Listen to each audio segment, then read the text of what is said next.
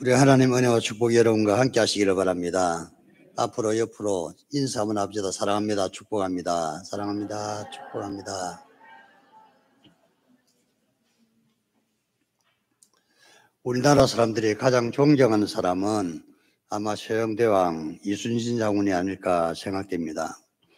세종대왕은 한글을 만들었는데 그 글자가 과학적이고 배우기 쉬워서 세계에서 가장 우수한 글자로 평가받고 있습니다. 우리나라가 전 세계에서 문맹률에서는 우리나라가 가장 낮습니다. 모든 사람들이 문자를 해독하고 있다는 뜻이죠. 이순신 장군은 일본의 침략에 맞서서 많은 해전을 치렀는데요. 36번의 해전에서 모두 승리했습니다. 이순신 장군과 싸운 왜군의 배를 359척을 침몰시켰는데 이순신 장군이 거느리고 있던 배는 단 한 척도 침몰하지 않았습니다. 놀라운 기록입니다. 이순신 장군이 가지고 있던 그 130여 척의 배를 가지고요, 원균이라는 사람이 이순신 대신에 수군 통제사가 되어서 일본군과 싸우게 되는데 원균은 그 전투에서 칠칠량이라는 거제도 앞바다 전투에서 거북선 3척이 침몰을 당했고요.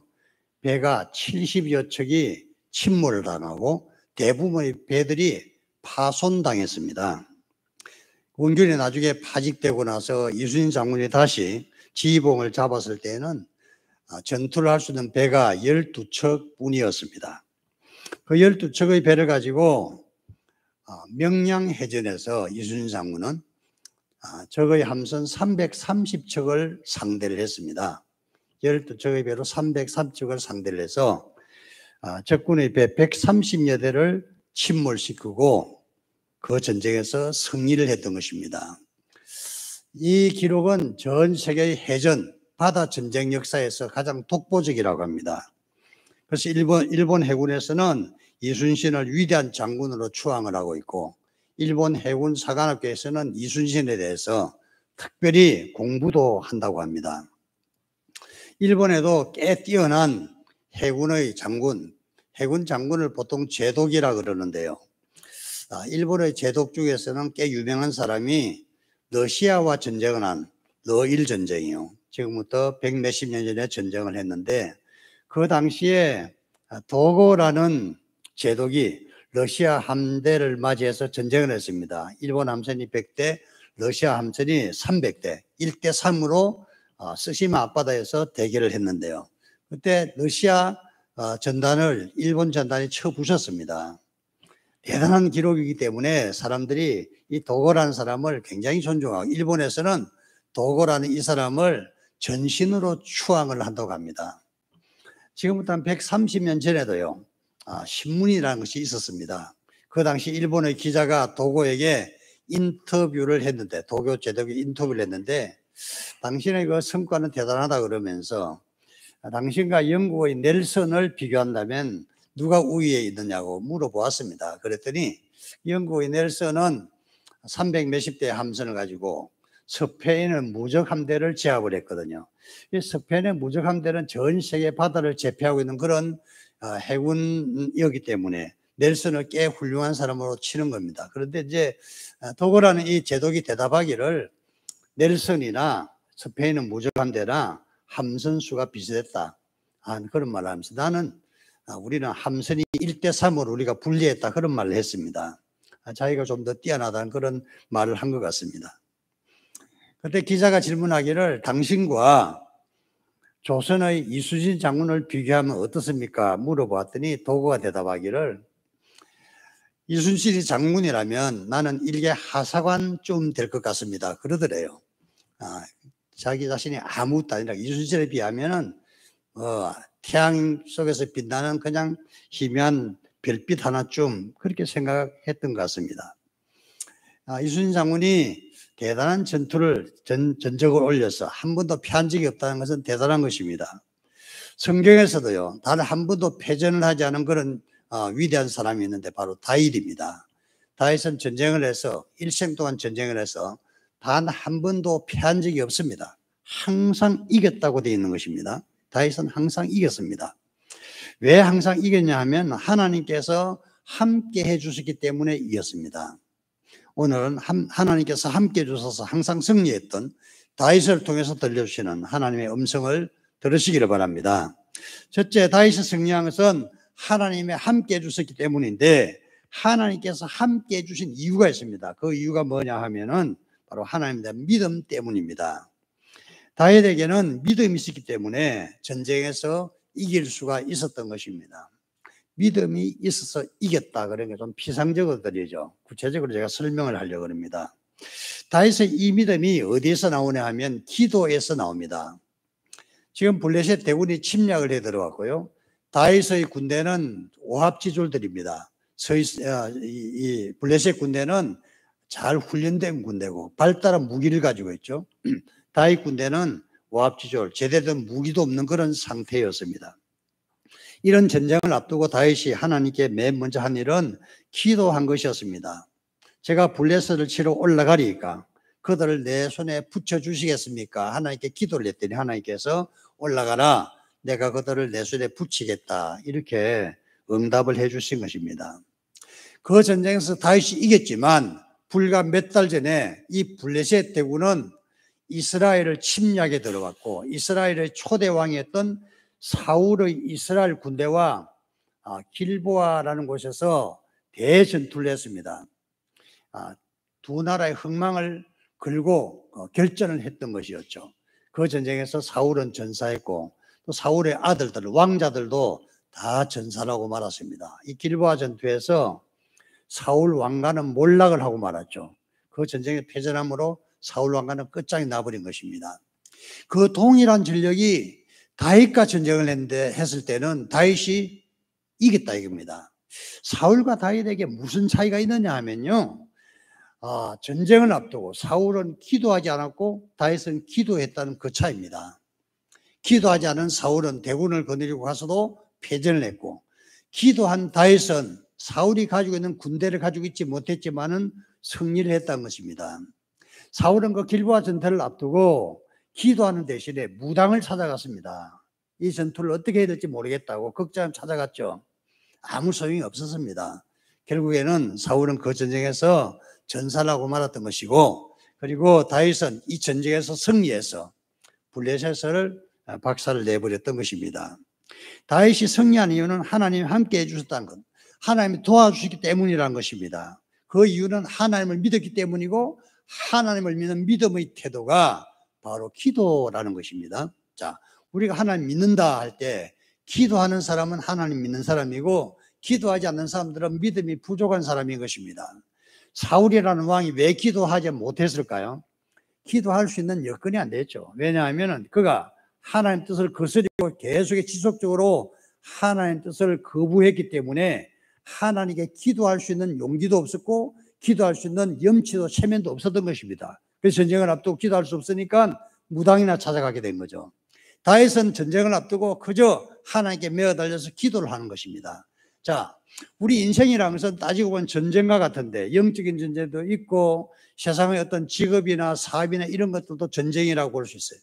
이런 전쟁에서 만약에 승리하기를 원한다면 기도하시기를 바랍니다.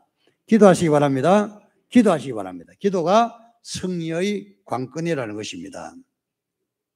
제가 신학교 다니면서 나이가 좀 들어서 신학교를 갔기 때문에 나이가 좀 든 친구들하고 종종 어울렸습니다.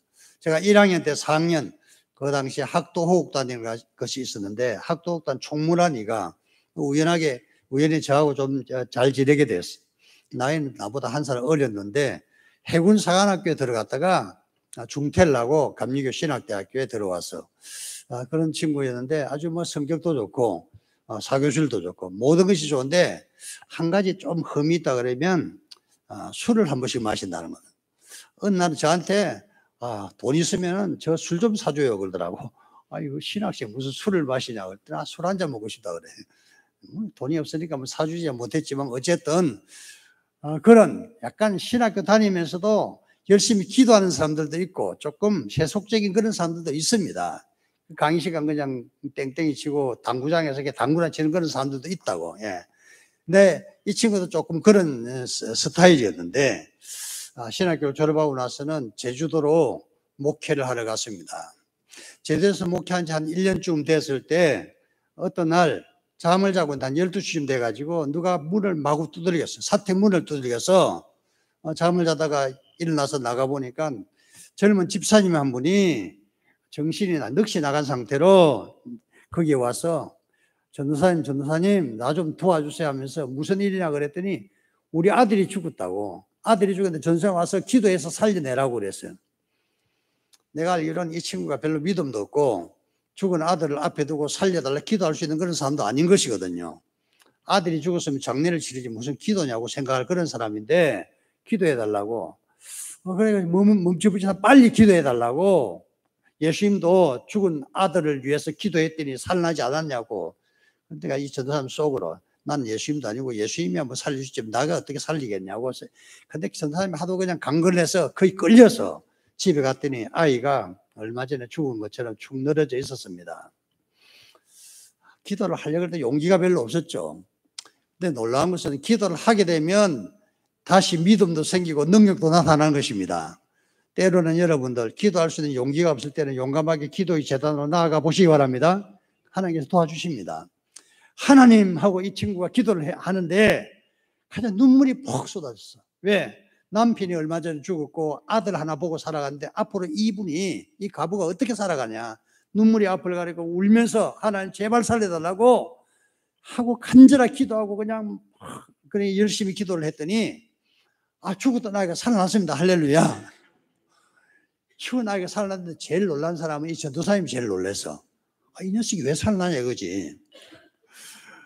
나중에 이제 자기들 동기들하고 이야기할 때 왜 그 아이가 살아난지 이해가 안 된다는 거예요. 나는 믿음도 부족한데 왜 아이가 살아난지 모르겠다고. 여러분, 하나님께서는 기도할 때 능력을 나타내 주시고 때론 죽은 자도 살려주신 줄로 믿습니다. 어려운 일이 우리 앞에 있을 때 그냥 생각 같은 건 중지하고 하나님께 나아가시고 기도하시기 바랍니다.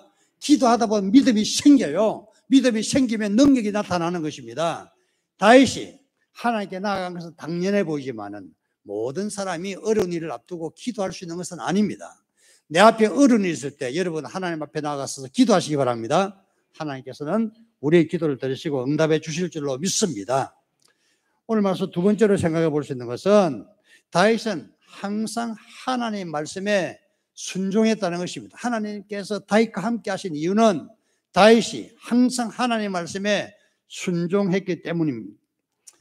다윗을 생각해 보면 당연하게 다윗이야 순종하겠지 생각하지만 다윗도 우리와 똑같은 성정을 가진 사람이고 죄를 지을 경향도 있는 사람입니다. 다윗이 한때 죄를 지었을 때 선지자 나단이 나타나서 다윗을 책망하지 않았습니까? 급수로 따지면 다윗보다 믿음도 좀 부족해 보이는데 나단이 하나님의 말씀을 들고 책망했을 때에 다윗은 나단 앞에서 꼬꾸라지고 하나님 제가 죄를 지었습니다 하면서 울면서 회개하고 하나님께 은혜를 구한 것을 볼 수 있습니다. 오늘 여기 말씀에 보면은 다윗이 하나님께 기도를 했는데 내가 블레셋을 대적해서 올라가리까 하나님께서 나를 도와주시겠습니까 하고 기도하지 않았습니까? 그때 하나님께서 올라가라 내가 그들을 너희 손에 붙일 것이다 이렇게 응답을 받았습니다. 사람이 하나님의 응답을 받았다고 해서 용감해지는 것은 아닙니다. 하나님 말씀을 들어도 여전히 마음에는 의심이 생기는 거죠. 저 블레셋 대군들은 엄청난 무기로 무장을 했고 다윗 군대는 볼품없는 군대들이다 이겁니다.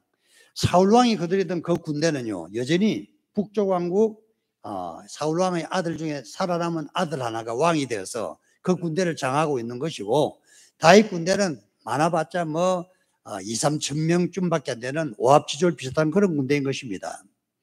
제가 아까 임진왜란 이야기를 했는데 임진왜란 때에 이순신 장군이 왜 이겼을까요? 무기가 좋기 때문에 이겼습니다. 무기가 좋기 때문에 일본 사람들은 우리나라 사람들이 쓰는 활에 비해서 좋은 총을 가지고 왔죠. 육지전에서는 그들이 유리했습니다. 바다에서는요 일본 사람들이 조총을 똑똑 땡땡 싸는데 이순신 장군은 뭘 가지고 있었냐면 성능이 좋은 대포를 가지고 있었습니다. 그래서 배가 대포를 한 방 맞으면 배가 박살나고 침몰을 했습니다. 이순신 장군이 이런 뛰어난 무기를 가지고 있었다는 것은 대단한 지혜에서 나온 것인데, 이순신 장군은 일본이 침략에 들어오면 대포로 박살낸다는 생각으로 대포를 많이 준비하고 있었던 것이고, 총에는 끄떡없는 거북선 같은 것도 준비하고 있었던 거죠. 어쨌든 무기가 좋으면 전쟁에서 이기는 것입니다. 블레셋은 철검으로 무장을 하고 있었다면, 이 이스라엘 사람들은 죽창으로 무장을 하고 있었다, 이렇게 봐도 과언이 아닙니다. 그런 상황에서 올라가라, 내가 너희들과 함께 할 것이다, 하나님의 음성을 듣고 용감하게 나간 것은 참으로 큰 믿음인데, 사람들은 하나님의 음성을 들어도 선뜻 나서지 않는 것이 일반적입니다. 하나님께서 나에게 이런 은혜를 주시고 말씀을 주셔도 용감하게 나서기가 쉽지 않다는 것입니다. 어떤 사람이, 믿음이 조금 부족한 사람이 주일날 등산을 갔는데요. 주일날 수일 성수를 잘 안 한 사람이니까 주일날 등산을 종종 갔는데, 등산을 갈 때는 기분이 좋았습니다. 산 중턱쯤 오르니까 산에 구름이 자욱하고 안개가 자욱해서 어쩌다가 발을 헛디디게 되는데, 낭떠러지에 굴러 떨어지다가 손을 후죽 끌다가 나무를 잡게 되었다고 합니다. 나무를 잡고서 밑을 내려다보니까 까마득한 절벽 같고, 위를 올려다보니까 이게 절벽 가운데 나무가 하나 있었기 때문에 올라갈 수도 없고 내려갈 수도 없는 그런 상황이 됐어요. 원래 믿음도 없는 사람이라 기도하기도 그랬지만 다급하니까 하나님께 기도를 했다고 합니다. 하나님 살려주세요, 하나님 살려주세요, 자꾸 하나님 살려주세요, 그런 기도를 큰 소리로 하나님 제발 좀 살려주세요, 그걸 기도했더니 저 구름 속에서 무슨 소리가 들려왔는데, 너가 살고 싶으면 손을 놓거라 하는 그런 음성이 들리더래. 손을 놓으려고 하니까 저 밑에 절벽에 떨어져 죽을 것 같고, 놓을 수도 없고 올라갈 수도 없고, 그래서 이 사람이 망설이다가 저 위를 하면서 또다시 한마디를 더 했다 그러잖아요. 거기 누구 다른 분 없어요 하고 응답이 없고 점점 팔에 힘이 빠져서 결국에는 나무를 놓쳐야 됐고 굴러 떨어지게 되는데, 아득한 밑으로 떨어져서 보니까 그 밑에는 강물이 흐르고 있어서 강에 붕덩 빠졌다고 합니다. 살아난 것이죠. 저 위에서 들리는 소리가 손을 놓아라, 살고 싶으면 손을 놓아라 해도 손을 놓기 어려운 것이죠. 하나님께서 우리에게 음성을 주시면은 할 것 같지만 생각보다 어려운 것입니다. 다윗은 용감하게 하나님의 음성이다 하고 들었으면 그 말씀에 순종을 했던 것입니다. 설교를 듣다가 마음에 부딪히는 말씀이 있으면 하나님께서 나에게 주시는 말씀인 것입니다. 용감하게 실천해 보시기 바랍니다. 하나님께서 능력을 베풀어 주시는 것입니다. 이 은혜가 우리 모두에게 충만하시기를 바랍니다. 오늘 말씀 세 번째로 생각해 볼 수 있는 것은, 다윗이 하나님과 함께 할 수 있었던 이유는 다윗이 하나님을 정말 너무나 사랑했기 때문이라는 겁니다. 하나님을 사랑해도 너무나 사랑했어. 다른 사람보다 확연하게 차이가 나게 하나님을 사랑했기 때문에 하나님께서 다윗을 기뻐하셨던 것입니다. 시편 18편 1절에 보면 나의 힘이 되신 여호와여, 내가 주를 사랑하나이다, 이렇게 고백을 하고 있습니다.